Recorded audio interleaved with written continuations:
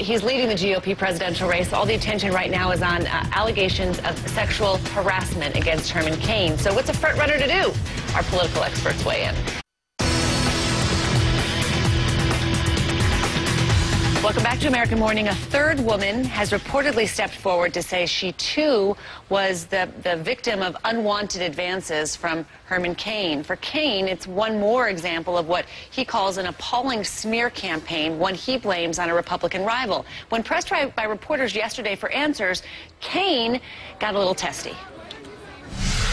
Don't even bother asking me all of these other questions that you all are curious about, okay? Don't even bother.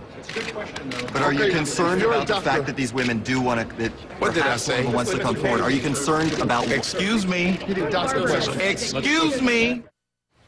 All right, as for how Herman Cain should manage this campaign crisis, we're turning to two experts who've managed crises themselves. A Republican strategist, Ed Rollins, and Ronn Torossian, head of the PR firm 5WPR. Ron, you're sitting here shaking your head when you're watching that clip. Why are you shaking your head? It's just unbelievable. In other words, you know, talking, excuse me, he has no control over the message at all.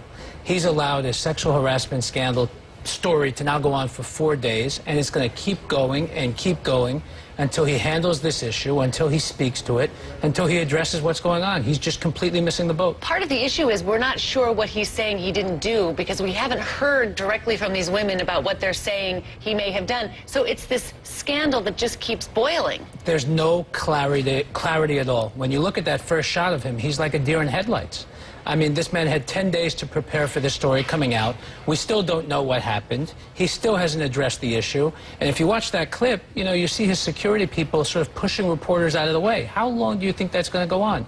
I think if he does not address these issues very soon, his campaign is a wrap. All right, you guys have done crisis management for a living. Sure. You've been inside campaigns. Sure. Okay, when you're doing opposition research, you kind of know out there what could bubble up, what might not bubble up, how could this still be going on? Well, this is not a real campaign. First of all, and they take great pride in not being a real campaign. They don't have a war room. They don't have a response team. I'm sure they did no opposition research on him. First person you do opposition research is your own side, but find out what the other side can come at you at, because it's always going to happen. And I think to a certain extent, to Ron's point, they've had 10 days. They had a 10-day warning. I mean, 10 days is a lifetime in politics. They should have been prepared for this. He should have sat down with the lawyers at the Restaurant Association, found out all the detail that he agreed to or they charged him with, you know, and he's stumbling around here. And one of the things that's put him to the forefront is his likability. When he's pushing and shoving reporters here like he is here, that's anger, and that basically is not a good trait in a man that you're looking at to be president of the United States. One of the things you can do when something like this is happening, we've seen it in a lot of other cases, you have to focus your fire. You have to come back, you have to appear strong, and you have to, you know, make your statement and appear strong. And Ron, I want to. Cain is calling this a witch hunt, and this is what he said on Fox News. Let's listen to this clip.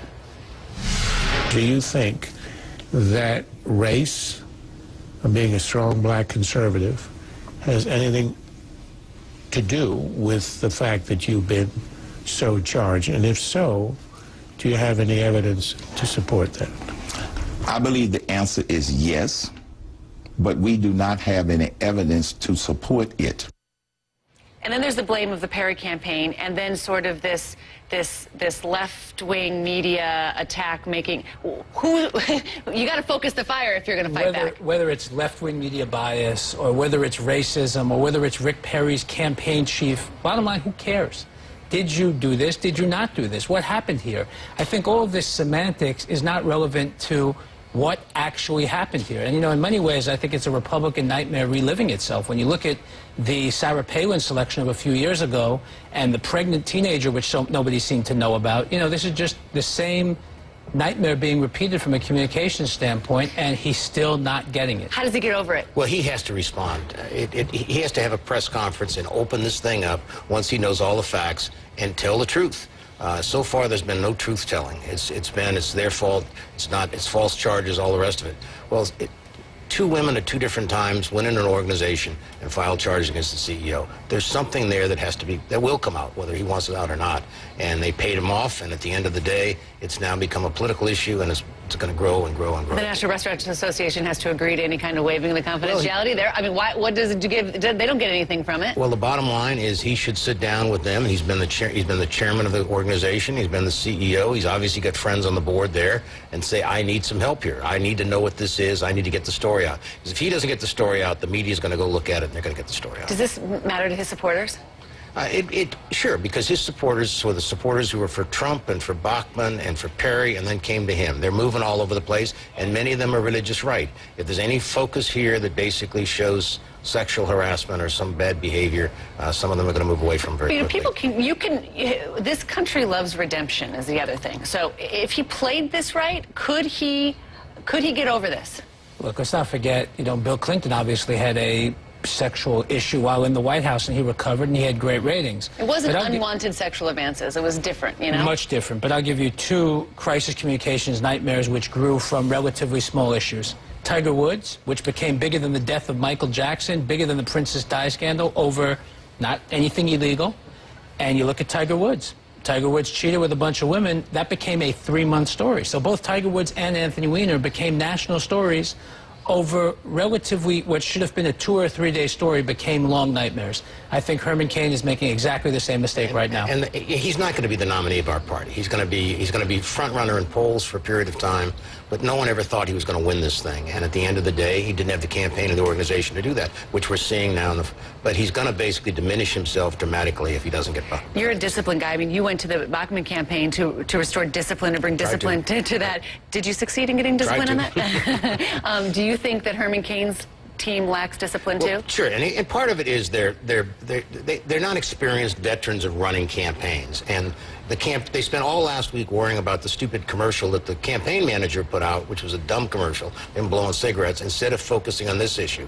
They basically have said, I think he's a good man, so therefore the public will. That's ridiculous. I mean, there's no credibility to this thing until the story is out there. Do we need to hear from his wife? Do you think we should hear from his wife, or she should stay out of this? I would keep her out of it.